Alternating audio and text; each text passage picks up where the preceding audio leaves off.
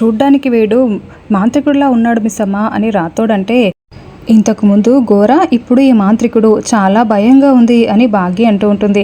అప్పుడంటే అరుంధతి మేడం ఆత్మ పెద్దది కాబట్టి సరిపోయింది, ఇప్పుడు బుజ్జమ్మ ఇంకా చిన్నదే, ఎలా ఈ మాంత్రికుడిని ఎదుర్కొంటుందో ఏంటో మిస్సమ్మ అని రాథోడ్ టెన్షన్ పడుతూ ఉంటాడు. ఏంటి మిస్సమ్మ, హోంవర్క్ చేయకుండా ఆగిపోయావు, రేపటి నుండి మనకు స్కూల్ రీఓపెనింగ్ కదా, హోంవర్క్ చేయి అని పిల్లలు చెప్తూ ఉంటే, అవును నాకు వేరే హోంవర్క్ ఉంది అని బుజ్జమ్మ అంటూ ఉంటుంది. హోంవర్కే కదా, మళ్ళీ వేరే హోంవర్క్ అంటావేంటి అని బుజ్జమ్మ ఆనందాకాష్ అడుగుతూ ఉంటే, ఇది హోంవర్కే, అది కూడా హోంవర్కే అని బుజ్జమ్మ మాంత్రికుడి గురించి ఇండైరెక్ట్గా చెప్తూ ఉంటుంది. ఆ పని పూర్తి చేయాలని చెప్తూ ఉంటుంది. ఇక మాంత్రికుడు మంత్రదండం సహాయంతో బాగీ వేసిన ముగ్గుని మాయం చేసేస్తాడు. ఏంటి బాగీ, నువ్వు వేసిన ముగ్గుని ఈ మాంత్రికుడు మాయం చేసేస్తాడని నువ్వు కంగారు పడుతున్నావా? ఈ ముగ్గుతో అమర్ని నువ్వు ముగ్గులో దించాలనుకున్నావు కదా, ఈ రోజు నుంచి నీ మాంత్రికుడు ఇంట్లో అడుగు పెట్టగానే నీ నాశనం మొదలైపోతుంది, చూస్తూ ఉండు.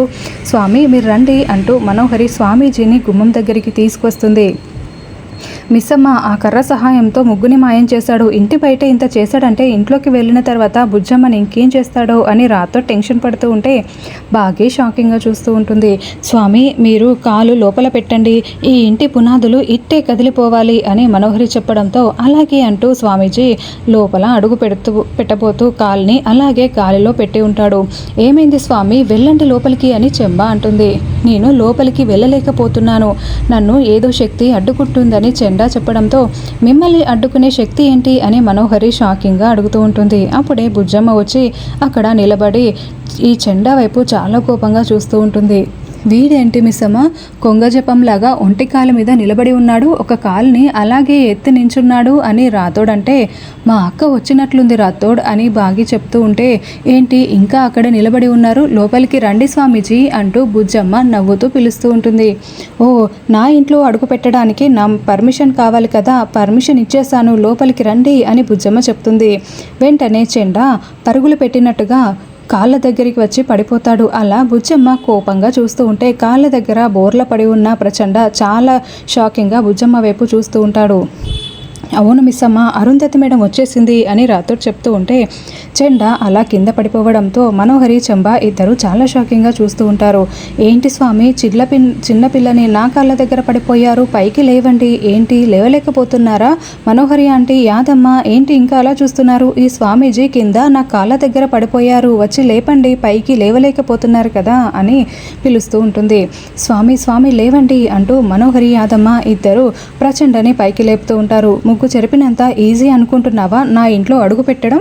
ఏంటి మనోహరి ఆంటీ, ఈ స్వామీజీని పూజ చేయమని చెప్పారంట, పూజ చేయాలంటే ఇంట్లో అనువనువు పరీక్షించి చూడాలి కదా, వెళ్ళండి వెళ్ళండి మీరిద్దరూ కలిసి ఈ స్వామీజీకి ఇల్లంతా చూపించండి అని ఇలా రా అని బుజ్జమ్మ పిలవడంతో చెండా బుజ్జమ్మ దగ్గరికి వచ్చి చెవి పెడతాడు. నువ్వు ఇంట్లో అడుగు పెట్టావు కదా, మరి తిరిగి ఈ ఇంట్లో నుండి బయటికి ఎలా వెళ్తావు ప్రచండ అని మాట్లాడుతూ ఉండడంతో అందరూ చాలా షాకింగ్గా వింటూ ఉంటారు. వెళ్ళని పర్మిషన్ ఇవ్వడంతో మనోహరి, ప్రచండ, చెంబ ముగ్గురు కూడా పైకి వెళ్తారు.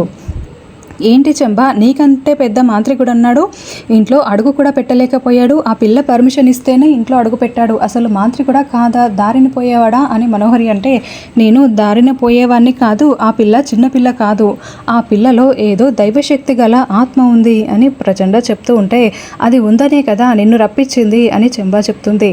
అందుకే కదా నిన్ను రప్పించింది, ఇంతకు ముందు ఘోరా చెంబా కూడా ఆ పిల్ల ముందు ఓడిపోయారు అని మనోహరి అంటుంది. అవును, చిన్న పామునైనా పెద్ద కర్రతో కొట్టాలి, నిన్ను అందుకే పిలిపించాము అని శక్తిని అంత తక్కువ అంచనా వేయకు అని చెంబా చెప్తుంది. ఆ పిల్ల శక్తి చాలా చిన్నదని నేను తక్కువ అంచనా వేశాను, ఇప్పుడు అలా కాదు కదా అని మంత్రదండంతో జరిగిన విషయాలు మొత్తం కూడా తెలుసుకుంటాడు. ఆ పిల్ల మళ్ళీ పునర్జన్మెత్తలేదు, ఆ ఆత్మ అలాగే ఉంది, ఆ ఆత్మ ఈ పాపలోకి ప్రవేశించింది, పుట్టిన ఆత్మ వేరు, ఆ ఆత్మ ఈ పాపలోకి ప్రవేశించింది అని చెండా అంటే, అవును పుట్టినప్పుడే పిల్ల చచ్చిపోయింది, ఆ పిల్లలోకే ఆత్మ ప్రవేశించింది, నువ్వు చెప్పింది నిజమే అని చెంబా చెప్తుంది. అదంతా కాదు, ఆ పిల్లను చంపి ఆ పిల్లలో ఉన్న ఆత్మని నువ్వు బయటికి రప్పించలేవా, నీ వల్ల అవుతుందా లేదా అని మనోహరి అంటే, ఆ పిల్ల నన్ను రెచ్చగొట్టింది, నా వల్ల అవుతుంది, నాకు ఓటం అనేదే లేదు, ఇప్పుడు ఆ పిల్లపై నేను గెలిచి చూపిస్తాను అని చెండా చెప్తూ ఉంటే స్కూల్కి రెడీ అవుతున్న బుజ్జమ్మ ఈ మాటలన్నీ వింటుంటుంది.